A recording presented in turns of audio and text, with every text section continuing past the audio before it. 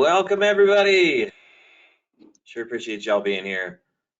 Welcome to the collections webinar. My name is Ryan Wimmer. I am the chapter president. We are going to be talking today about, let's see if this slide wants to go. No, maybe.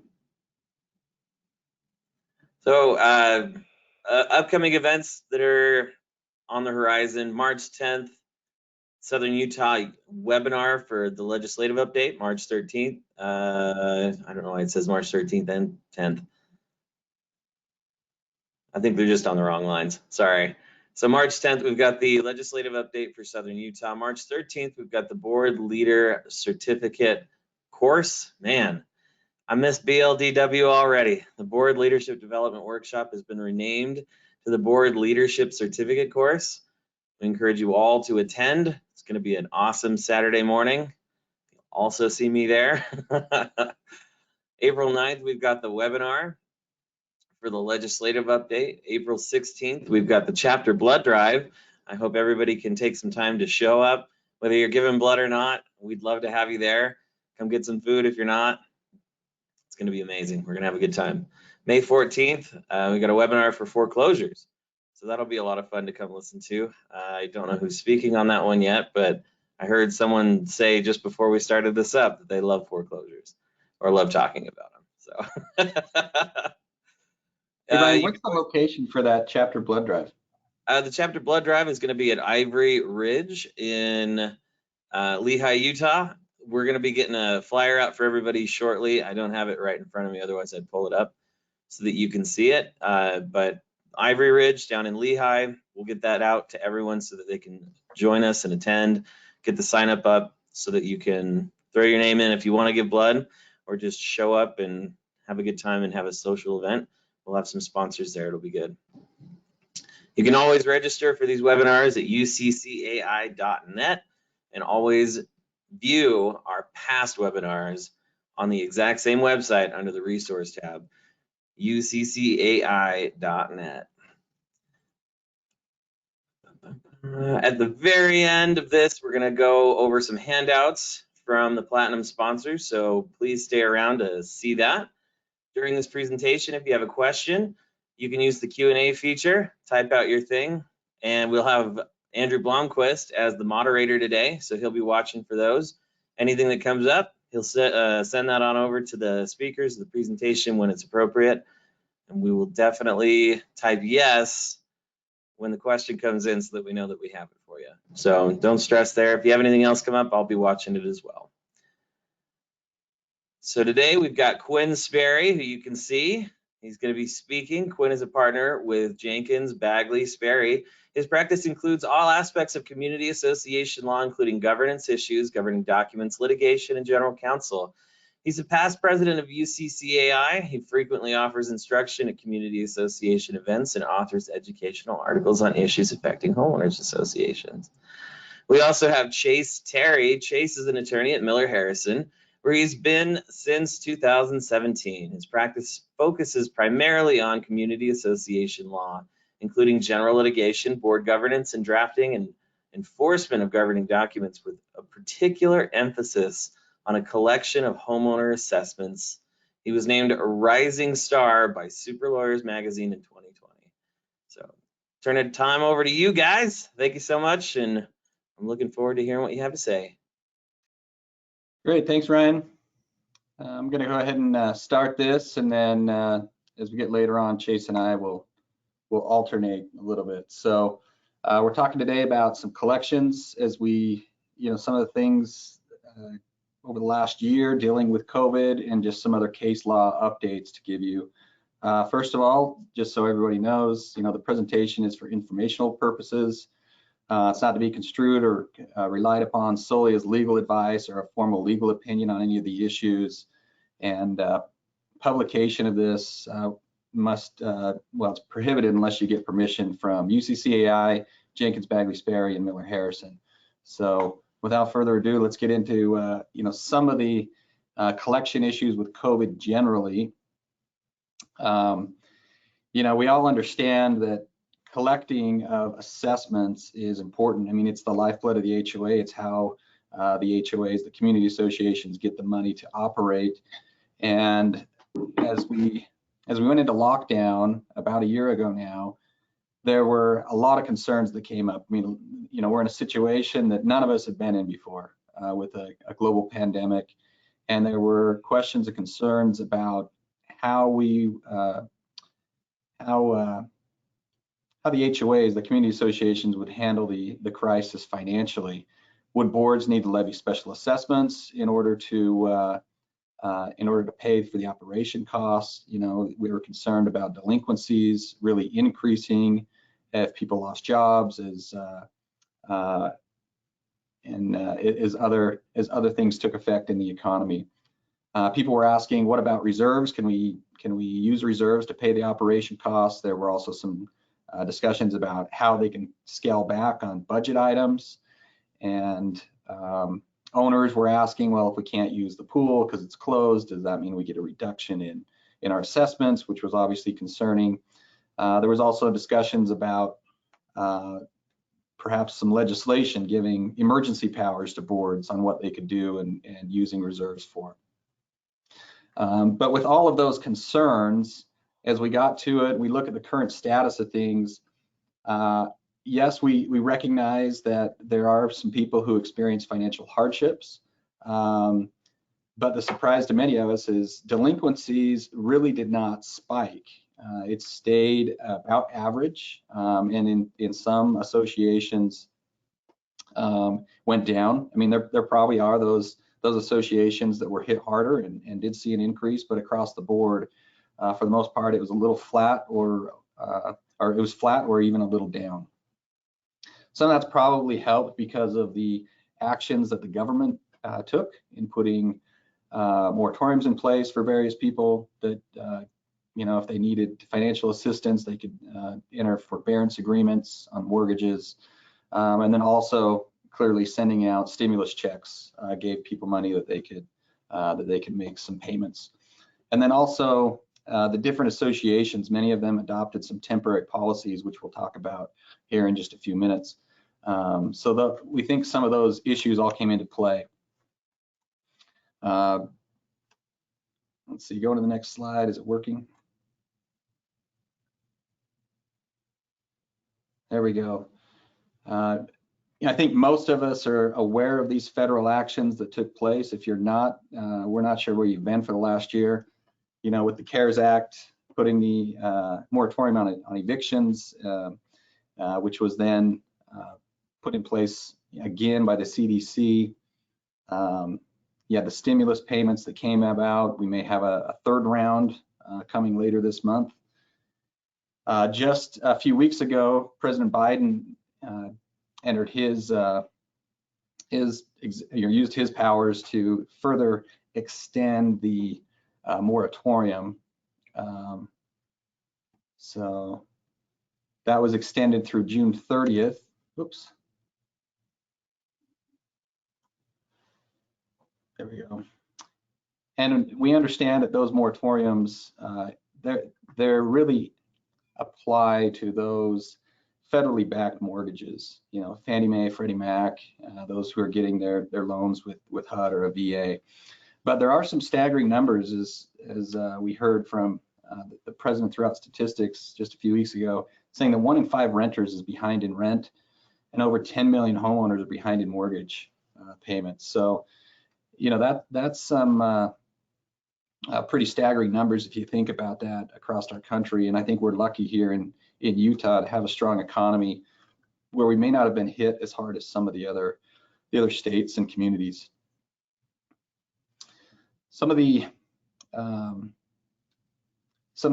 collection policies or temporary policies that associations adopted that really helped were these, you know, putting their own moratorium on foreclosure actions for a certain time period.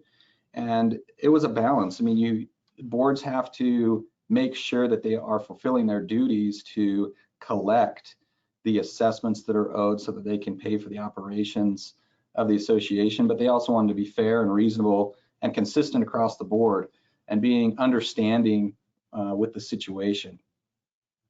We recognized that we did not want to be overly aggressive in pursuing collections during at least the initial part of the pandemic. I know efforts have picked up, but at the first part, did not want to be overly aggressive.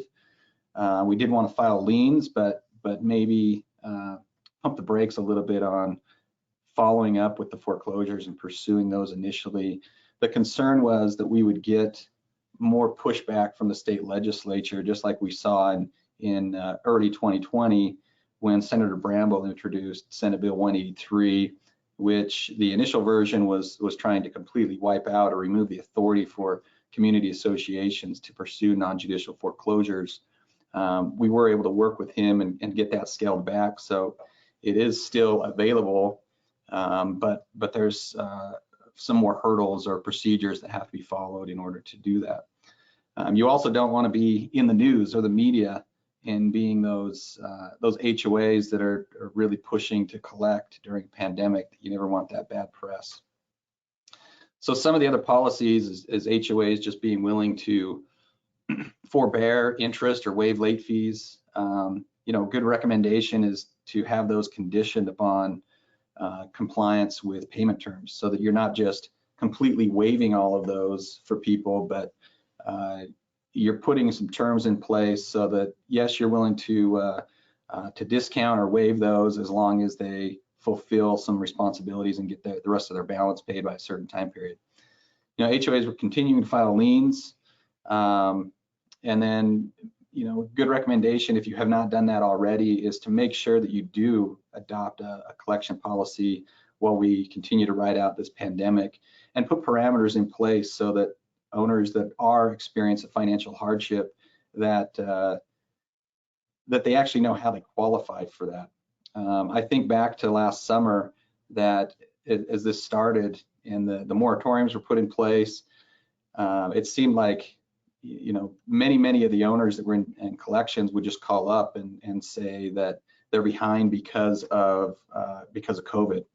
And you would look at it and say, well, you were already delinquent by quite a bit prior to the pandemic hitting. So you did not become delinquent just because of the pandemic, and had to really push through some of those pretexts that they were putting forward, and helping them understand that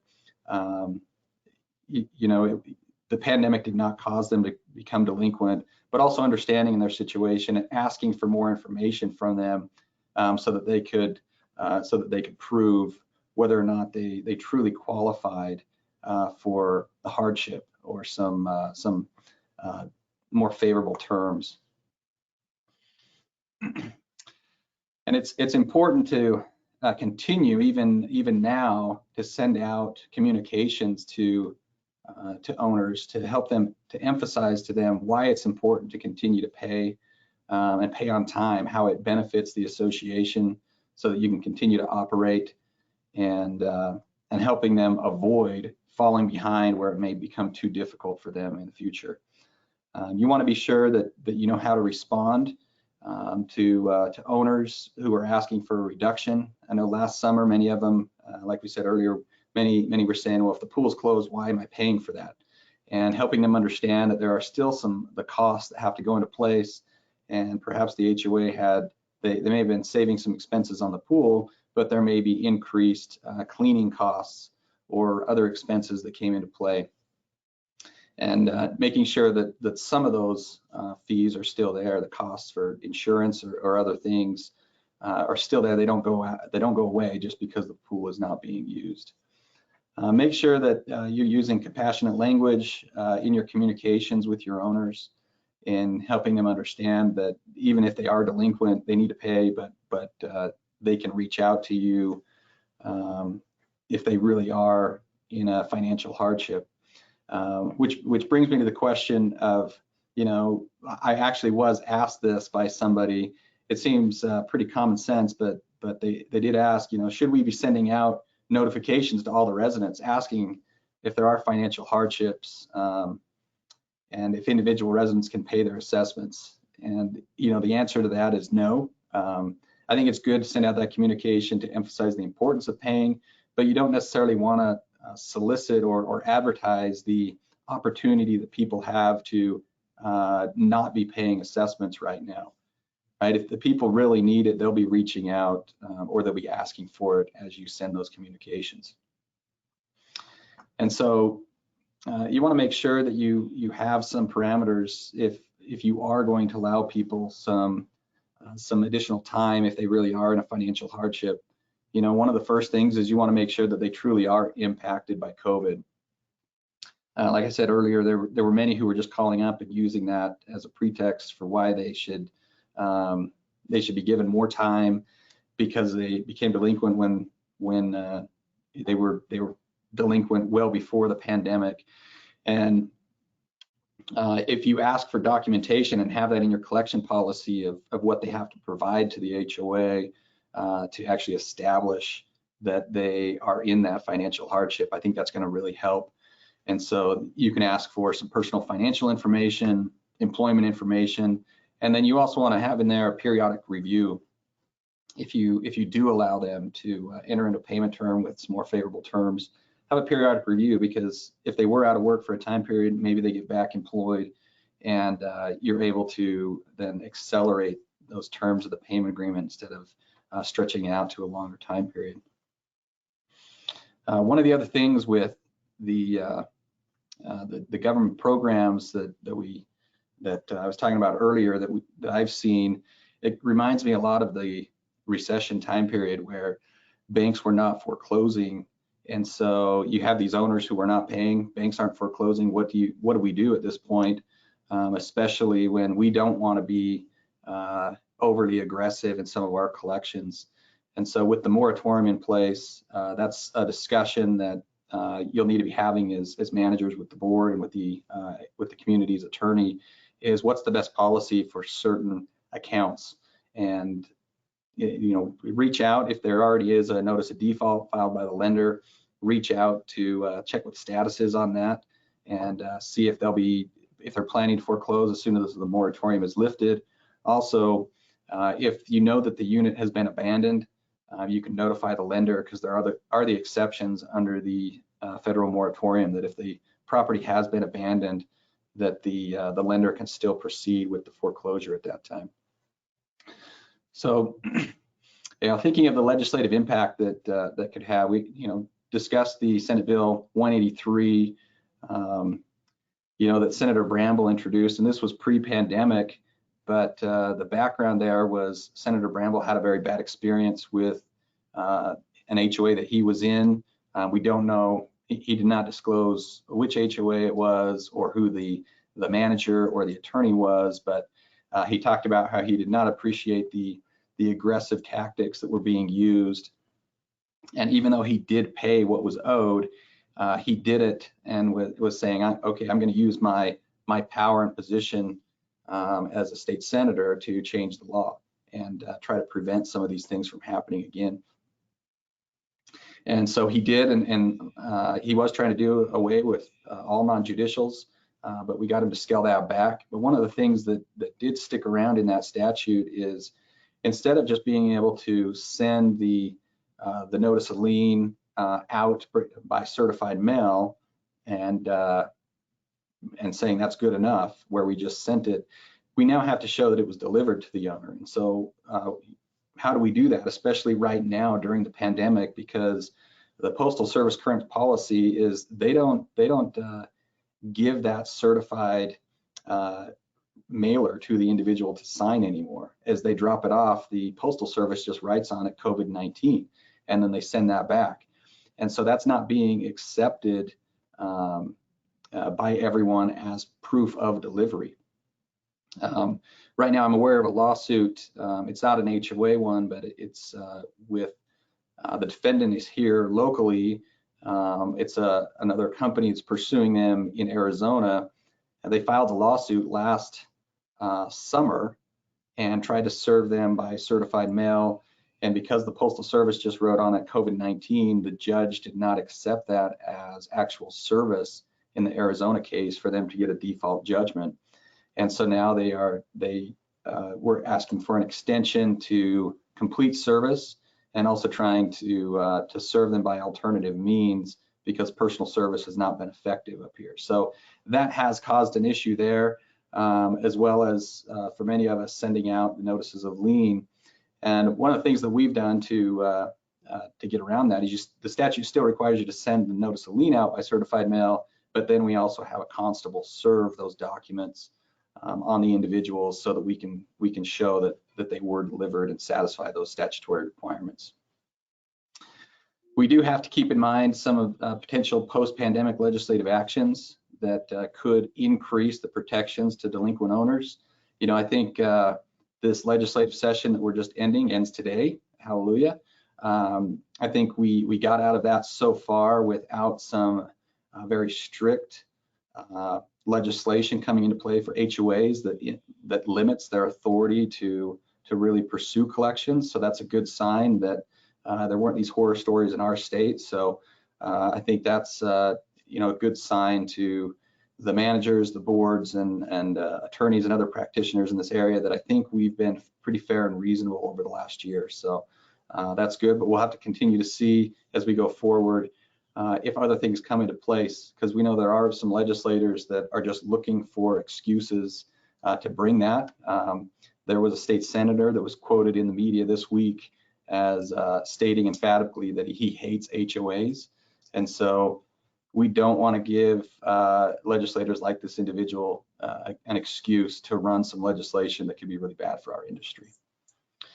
With that, Andrew, are there any questions that have come in to this point? There's no questions so far. Okay, great.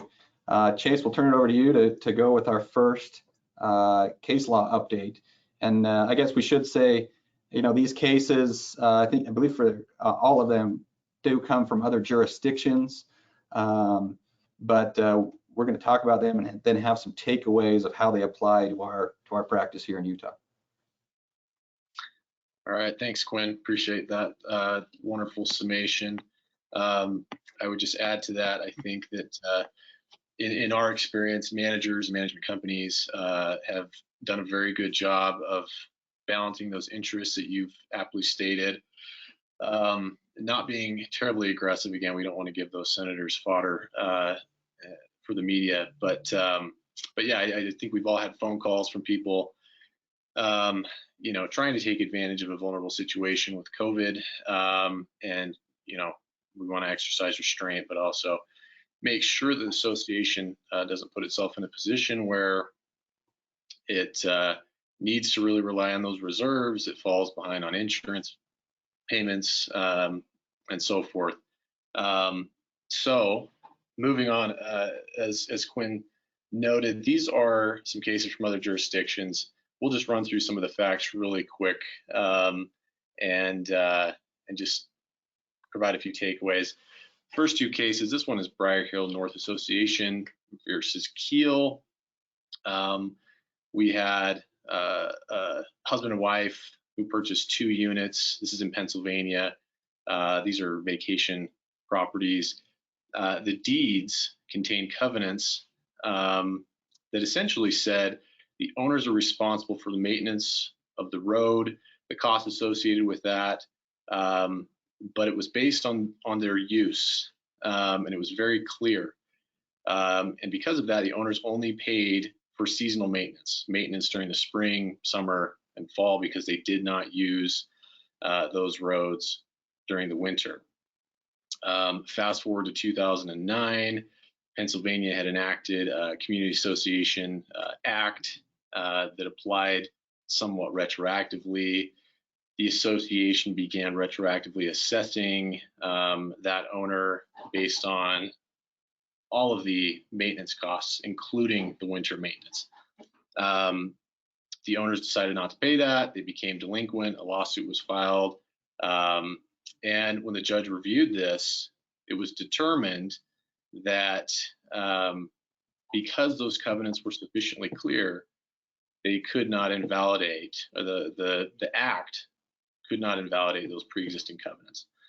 And so it's just important to understand that covenants and the language of covenants are very important. Unlike in Pennsylvania and Utah, we really don't have to deal with this issue. Deeds are not typically included. Covenants are not typically included in the deeds. So this is more of an obscure issue. And let's compare and contrast this. Let's see, to this next case. Similar fact pattern. This is in Vermont. They had different types of lots. The owners sued, claiming the deeds did not require their payment of assessments. And unlike the previous case, there wasn't really clear covenant language to provide that liability for the owners. And so the court had to pull in equitable principles, common law principles, and determine that because they were authorized to use the common amenities, the roads, whether they use them or not, the fact that they had the right to use them, they were obligated to pay those assessments. And we came to a different conclusion in this case because of the absence of clear language. And the real takeaway here is, again, the language of the covenants matters. You know, I had a trial recently where the debtor didn't even show up. And, you know, covenant language can mean the difference between collecting assessments and not collecting assessments, as we've seen here. At this particular trial, the debtor didn't even show up, but the judge still wanted to put on a trial. I had to, with the manager, march through the entire declaration, and he would not let up on one thing. We had to provide authorization for every claim, and we had to provide citation. I had to go through every exhibit. You know, when I asserted this was a 55 and older community, the judge said, "Stop. Where's the authorization for a 55 and older community?" You know, these covenants will be reviewed. You know, judges want to see that language is there. So we don't want to file lawsuits hoping that language is sufficiently clear, get to trial and realize, you know what, maybe it's not. So if there's any question in your mind as a manager as to whether or not the language is sufficiently clear, unambiguous, and operative, reach out to, you know, our law firm, reach out to your attorney, determine on the front end if you have a question about interpretation. It's good to get that cleared up at the outset. Thanks, Chase. Yeah, piggybacking off of that case where it's important to really look at the language of the covenants. We look at this case out of Georgia, Ursary versus Equity Experts. In this case, you've got recorded covenants that provide for interest to be charged on delinquent accounts. But the HOA went and retained a collection agency to pursue the delinquent owners. And the HOA entered into an agreement with that collection agency, which set forth the certain amounts which that agency can charge as they pursue those delinquencies. The catch is that the recorded covenants and other governing documents of the association did not provide for those additional amounts to be charged by the collection agency. And so as the collection agency pursued these collection efforts, some of the delinquent owners then brought a claim against the collection agency under the Fair Debt Collection Practices Act, and the class was certified so that they can bring that class action. It's still working through, so we don't know what the final result of that is, but the judge did allow it to be certified as a class. So what are the takeaways for us as it applies to Utah? We need to be sure that we're looking at what is allowed under those recorded covenants and also a statute. You know, that in the Georgia case, they retained a collection agency to pursue those accounts, and the covenants did not expressly provide for the charges of the collection agency. We have a statute that really does allow for the recovery of attorney's fees, but there's always that question mark of what about charges that a management company may be charging. And so the recommendation is to make sure that there's some amendment done in the governing documents. Always preferable if it's in the recorded declaration to expressly provide for collection costs or any charges by a third party, including the management company, for pursuing collections, but at a minimum, adopting a collection policy or putting something in the rules that allows for those charges, so that you have a basis to claim those, so that it doesn't give grounds for an owner to challenge those charges and expose the association, the management company, and even the law firm that's collecting on the account exposure to some claim by those delinquent owners. Our next case is in Deerbrook South. That's out of Florida, and so this one, you've got it where the HOA pursued the delinquent assessments through a judicial lien foreclosure, similar to what we have here. I mean, we can do judicial or non-judicial. The catch in this case was that some of the amounts that were being pursued were beyond the statute of limitations time period, which in Florida was 5 years. Here in Utah, it's 6 on breach of a written contract, which, those recorded covenants, even though we say they're covenants and servitudes, the courts interpret them as contracts. So what happened in that case was, even though some of the amounts that were being pursued were beyond the statute of limitations time period, the owners failed to assert that in their defense, and they later tried to assert it, and it was deemed that they could not bring that forward at that point, and so the judge would not set aside the judgment. And so what are the takeaways for us? I know that there's some communities that they will let those delinquencies go for a significant period of time for one reason or another. And so you want to make sure that your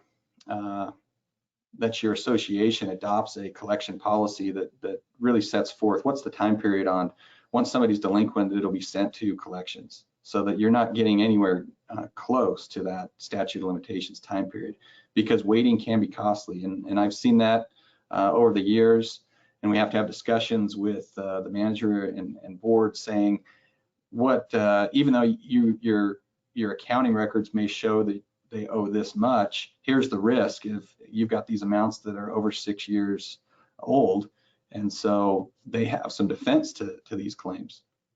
But you also want to be looking at what are some of the factors that led into that time period of why it's taken so long. There are some owners that they file bankruptcy and it will stretch on for many years, or maybe they are serial filers, and so every time you get to that next step, they're filing again.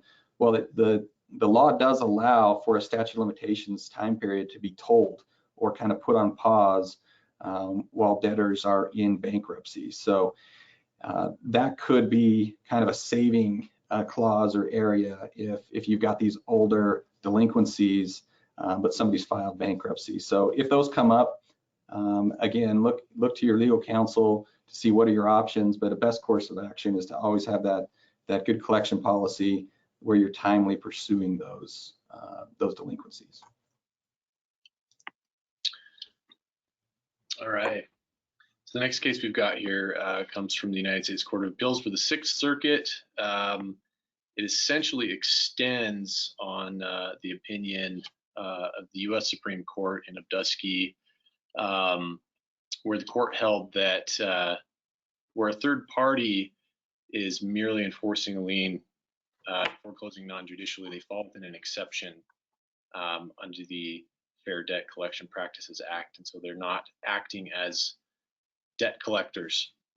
So they're not, they don't fall under the requirements of the FDCPA.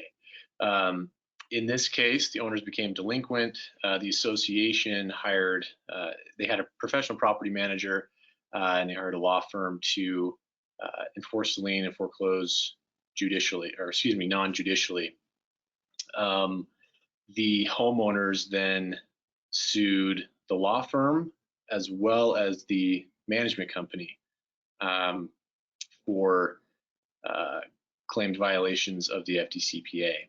And so what this case does is it extends on like I said, the previous ruling in Obdusky, which is that if you're a third party and you're only enforcing a lien, you fall within this narrow exception, and therefore the requirements of the FDCPA, you don't have to comply with those. This question considers the idea that there may be actions that the law firm or the manager take outside of enforcing that lien that could bring them under the definition of debt collector for the purposes of the FDCPA and bring liability there. In this particular case, the court held that there wasn't sufficient facts pled to bring liability against those parties. One of the arguments was that the law firm and the HOA created the lien, and by doing that, when they say create, that they filed the lien, they created the lien. The judge said, no, that's not how this works. They said the filing of the lien was an antecedent step in enforcing the lien, and that it was a necessary part of doing so. So it wasn't considered collection activity outside of the enforcement of the lien. So what facts would lead a court to determine that a party enforcing a lien would become debt collectors? We don't exactly know. This case isn't entirely comprehensive. Again, in the complaint, the plaintiff does not sufficiently plead facts that would bring liability, but it does raise a question of what those facts could be. We can speculate. In our practice, we do enforce association liens, but we also do that within the context of the broader collection horizon. We also file lawsuits. We send demand letters. Typically, under those activities, we are considered debt collectors.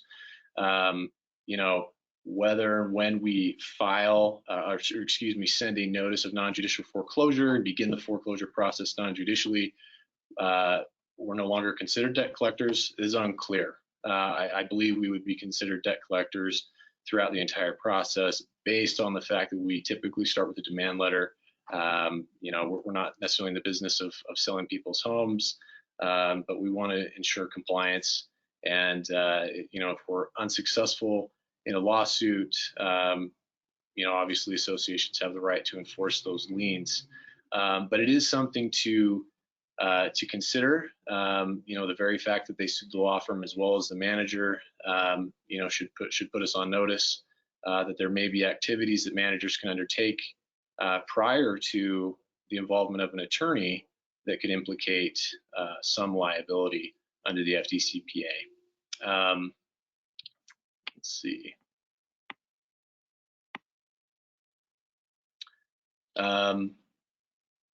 HOA fees are considered debts. Again, this case considered more of the enforcement of the lien, which falls under a narrow exception to the FDCPA. As for association boards, trying to collect debts on their own without the help of a management committee, a management company, or a law firm, they are typically not considered debt collectors. They are creditors, so they don't fall under the auspice of the FDCPA. In the same way that a bank or a credit card company attempting to collect their own debts would not necessarily be considered debt collectors. They are creditors. And that issue that you just talked about in that case, Chase, about who qualifies as a debt collector or is foreclosing non-judicially on an HOA lien, is that considered a collection action for purposes of the FDCPA? That's a big issue that has been discussed since that Obdusky case came out. And I know Robert Rosing has a law review article that'll be coming out that discusses that case and really fleshes it out a little bit more about how it can apply to our area. So Robert, I hope once that's published, you'll definitely let us know so we can read that. I'm interested to see what you had to say about it. The next case, Winrose HOA versus Hale. This is in a South Carolina case, and this is a good example of collection actions and being aggressive, which could potentially result in some negative laws or very impactful laws being passed. So what you have here is you've got some homeowners. They had been living in the property for 21 years and had paid on time. They had $60,000 in equity in their home. They did miss a payment. They owed $250 to the HOA. The HOA started collections. Obviously, the collection costs pushed that amount up, and eventually the HOA did receive a judgment against the homeowners. It was a default judgment for just under $3,000, and then the HOA sold the home just a couple weeks after receiving the default judgment at a foreclosure sale, and it was purchased by an investor. The owners did not even know their home had been sold until they received the eviction notice from the investor who purchased it. Once they learned about that, they filed to set aside the foreclosure action on a couple of grounds. One, that they did not receive notice of the foreclosure, and also that the sales price was inadequate. So one of the issues on the notice was, while they were in collections, the HOA had sent these homeowners a statement or a notice showing that they owed $250. And so the homeowners then tendered a check for that $250 to the HOA, which was accepted, and they thought that they were fine. In fact, they even received a notice that the lien had been satisfied, but the HOA still proceeded with the lawsuit. And so they used that as a basis for why they did not respond to the complaint, and the default judgment was entered is because they had this other communication where they thought that the lien had been satisfied. And then also with the inadequate sales price is where they're talking about the value of the home and how much equity was in that, and for it to sell for only $3,000, which was the amount to satisfy the judgment, that was just inadequate given the value of the home. So, and the judge did set that foreclosure and the judgment aside. So some takeaways for us is really, once an account is turned over for collections to legal counsel, it's always important to have a single point of contact. And typically we recommend that be the law firm. And so owners will always be looking for that weak point, who can give them the better deal. And it's important to have a unified front, and so that you don't have those miscommunications and give the owners a defense of why they don't have to pay the amount that's being pursued. You know, we probably all have some experience where once an account has been turned over to collections, you have the delinquent owners that will be reaching out to board members. They'll be calling the manager's office and the attorney's office, and they're really trying to see who will give me the best discount or time to pay, or who will say that it's only this amount that's owed when the law firm or somebody else gave them a higher number. So they're looking for anything to try to give them an excuse to get out of what's owed. We also want to be sure that any statements that are being sent to owners include some disclaimer about there's additional amounts that can accrue because they're in collections, and so that they have to reach out to the law firm to have those additional amounts, and then those statements that are being sent are not to be considered a payoff for what is owed. You can also just have any of those future communications about what are owed going from the law firm. So again, making sure that the information that's being sent out is consistent between the HOA and the board, the manager, and the law firm. Another good takeaway from this is make sure you give proper notice to the owner and the interested parties about a foreclosure sale. You want to give them the opportunity to pay if possible. I mean, taking someone's home is a pretty extreme, an extreme measure to collect the fees, and You know, I like to tell people that we're not trying to take somebody's home just because they're delinquent. The purpose in pursuing the collection action is to recover those funds to help the HOA. It's not to kick somebody out of their home. Now there may be situations where you do want that to happen to abate a nuisance, but you can bring a different cause of action for that rather than just the delinquencies and taking their home. Also, we need to be looking, if you do foreclose, what's the fair market value of the home? You know, what's a fair price? And the reason that's important is really looking at pursuing a deficiency. So in Utah, we do have the statute that talks about the HOA's ability to pursue a deficiency if they pursue a foreclosure and enough funds were not received to satisfy what was owed to the HOA.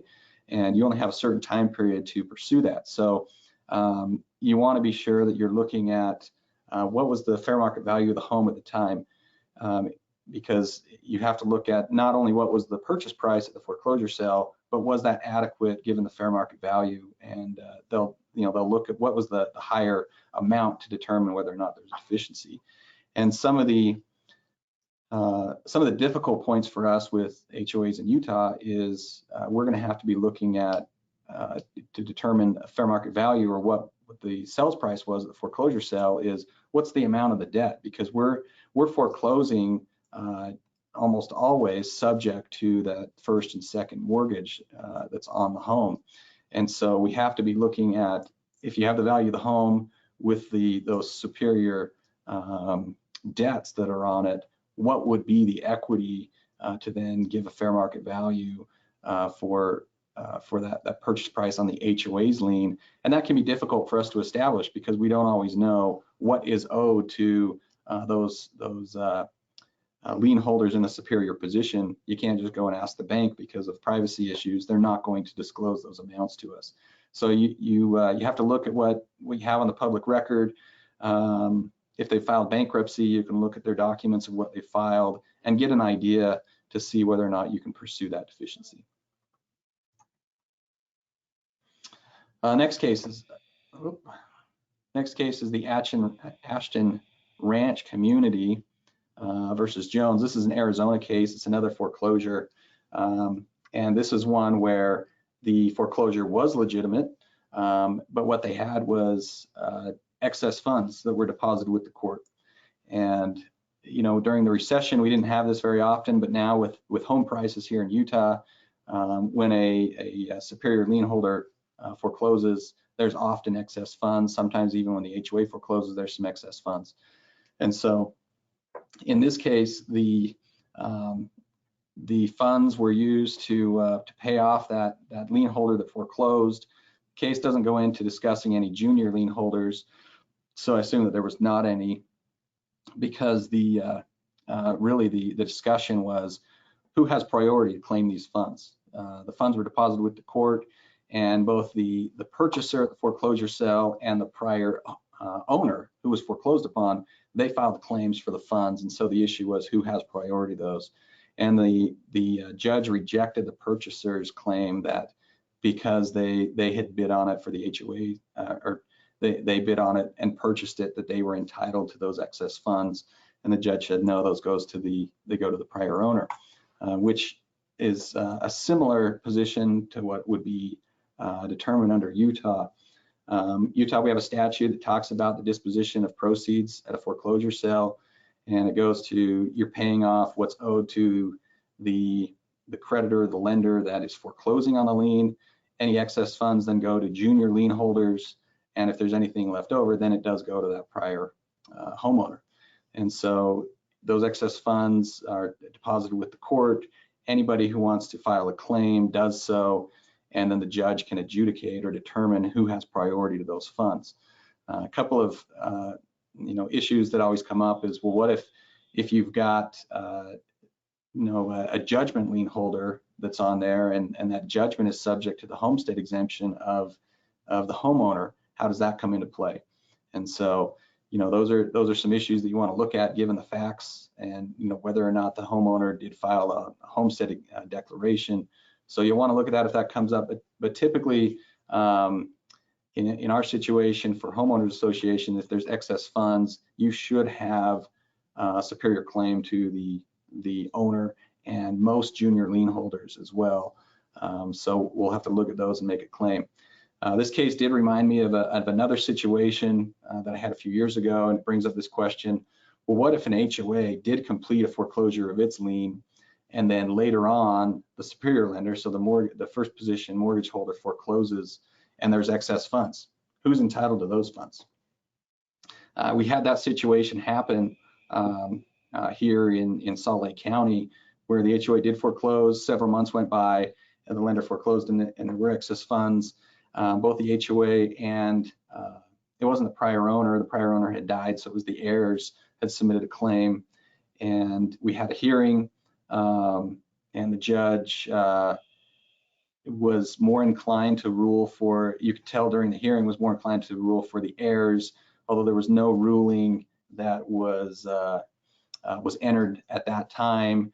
And so after the hearing, we were able to enter into a settlement with the heirs where we split the excess funds with them, where the HOA did get a portion and the heirs received some. So that's still a question I've had is you know, how would that judge have ruled?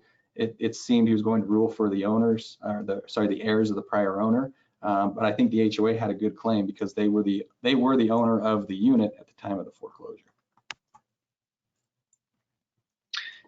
Yeah, thanks, Quinn. I just want to touch on a previous note about debtors trying to go behind the backs of managers and attorneys and get the best discount. You know, we do see that more often than we would like. As attorneys, in all of our communications with debtors, we do you know, try to comply with the FTCPA and provide, you know, all sorts of notice. Please communicate with our office directly. You know, a lot of times that's ignored. And we rely pretty heavily on managers to educate board members about the collections process. And I think given the amount of turnover on some boards, it's easy to become complacent and assume that everyone just sort of understands the process, or that at least those communications are happening down the line. You know, sometimes they don't, and a new manager will, or excuse me, a new board will be implemented, and a new president will step in, and you know, one of their delinquent neighbors will show up on their doorstep and say, hey, let's work this out, you know, person to person, neighbor to neighbor. It obviously puts, you know, the manager in a hard position, can put our office in a hard position if we've incurred, you know, a lot of attorney's fees and so forth. So I think just making sure that the boards understand that the single point of contact element that Quinn noted earlier, you know, when we've initiated a non-judicial foreclosure, that we don't misrepresent to those debtors, you know, where the communications should be funneled to. So I just think that's one really important thing to remember. This case, Williams v. Salt Springs Resort, more of a cautionary tale than anything that's super relevant, at least in Utah. Here we have a board that decided to post the names and addresses as well as the amounts owed of the delinquent owners in the association. They posted those publicly for everyone to see. The delinquent owner sued, claiming a violation of various consumer protection statutes. This one in particular was the FCCPA, which is a Florida consumer protection statute. And again, it's just important to remember that common sense should always prevail. And you know, if associations do undertake to, you know, embarrass, harass, try and ensure compliance and get money in the door, you know, that a judge might not be entirely sympathetic to that. So just to be careful of some of those pitfalls. So that's that case. We'll get back to Quinn. Great, this is our last case that we'll be discussing. This is Braunstein versus Marsh Landing. This is another Florida case. And so what you have in this situation is owner became delinquent, HOA is pursuing a lawsuit. While they're pursuing the lawsuit, the board decides we want to exercise our right to suspend the rights of the delinquent owner to have access to our common area amenities and also to be receiving the utilities that are paid as a common expense. That's similar to rights that we have here in Utah. What happens is the management company sends a notice to the owner, just giving notice that the board will be is planning to suspend those rights and giving the owner an opportunity to appear at a hearing with the board to discuss that action.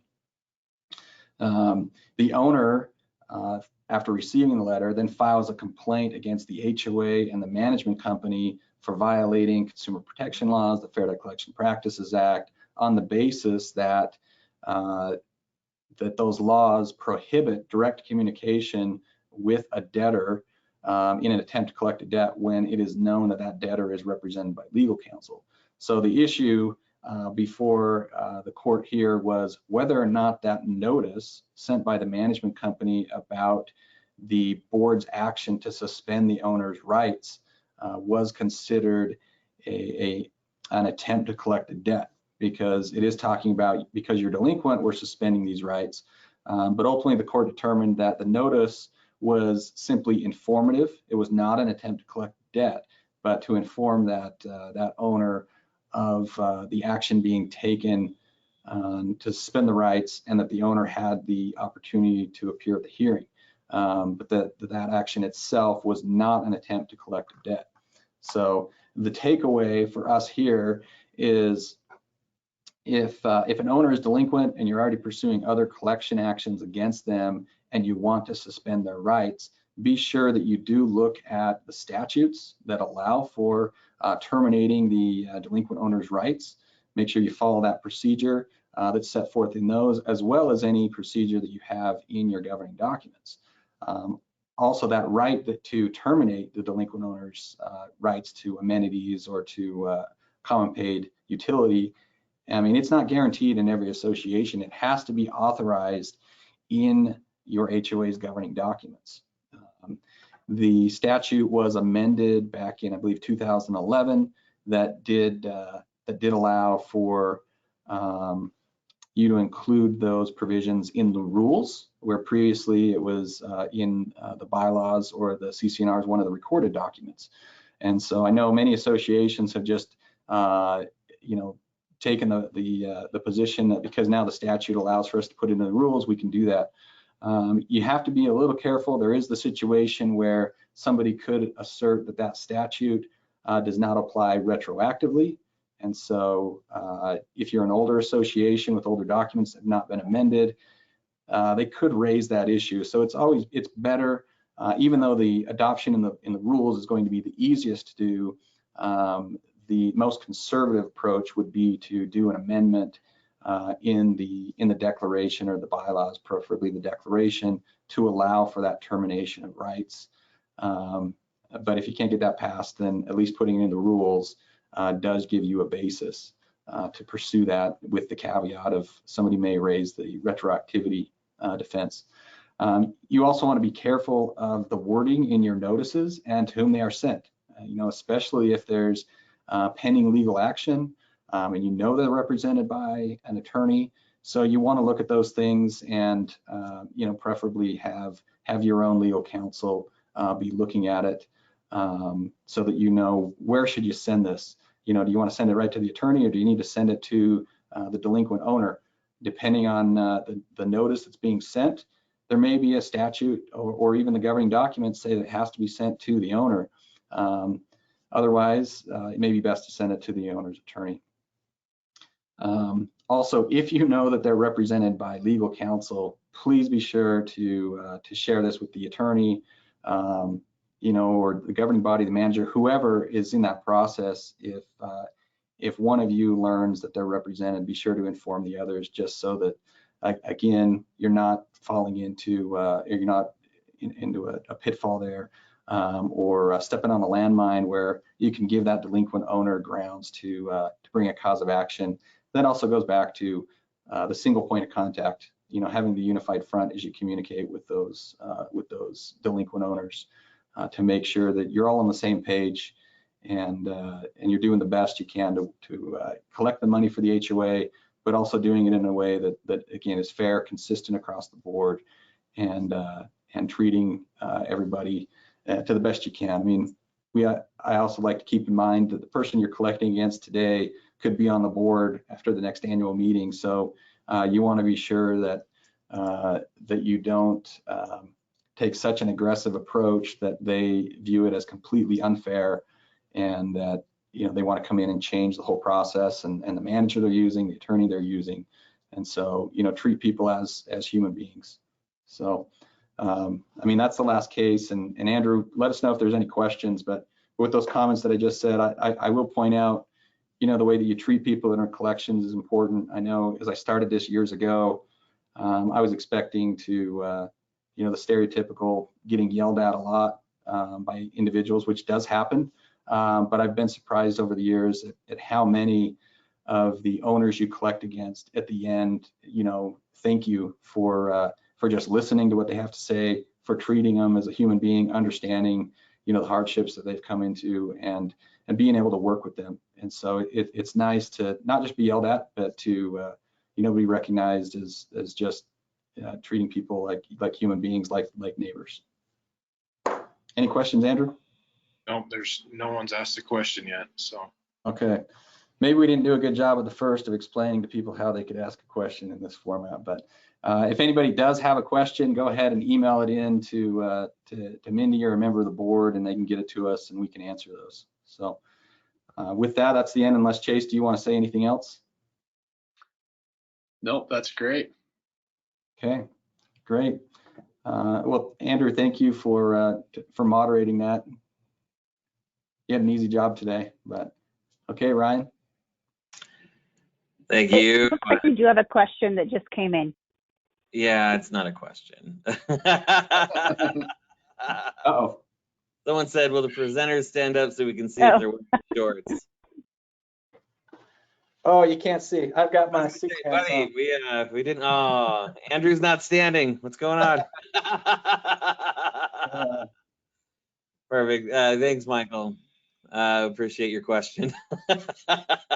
So, Chase and I did coordinate. We said, hey, how do we want to go? Are we going full suit or, without a tie? So we did make sure. We did not talk about wearing sweats or basketball shorts, though. You guys are great. Thank you to Quinn, Chase, Andrew, Mindy for all your work today. We really appreciate it. I know that we're showing one of the handouts currently on the screen for American Family Insurance with Brewster Insurance. We want to thank them for being our platinum sponsor. This handout will be coming out in the as well as the slides. And we have one other handout from Century West. Find it. It's coming. It's coming. Right here. So Century West is also a platinum sponsor this year. We want to thank them. So these handouts from Brewster and Century West both will be coming with the presentation slides in your email later today. Thank you again, Quinn, Andrew, Chase, Mindy, for all your efforts today. It really means a lot. We really appreciate everybody attending and taking the time to be here. Collections are such a wonderful topic to talk about, but sometimes they're necessary. So we really appreciate everybody being here, and we look forward to seeing you all at the blood drive.